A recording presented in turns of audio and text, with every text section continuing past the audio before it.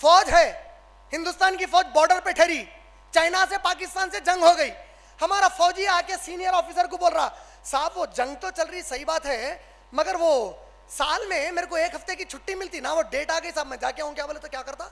निकाल के रिवॉल्वर गोली मारता। नहीं मारता? अच्छा नहीं मारता, क्या बोलता? मुल्क बढ़ के है या मुल्क बढ़ के है या मुल्क बढ़ के है या नहीं? साहब मां कैंसर से पड़ी, 4th स्टेज, मरने को है, जंग चल रही सही है, मां का कोई भी नहीं है दवाखाने में, साहब जाता हूं, जाने देते क्यों? क्या बढ़ गया?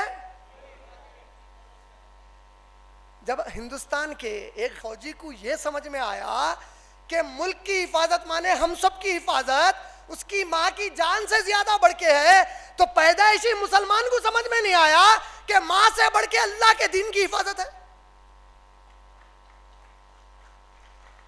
नहीं समझ में आया? तालियां कम कहीं को बज रहा मालूम, पूरों को काम पे लगना पड़ता बोल के। हमारे माए बाप इस दीन पे कुर्बान है।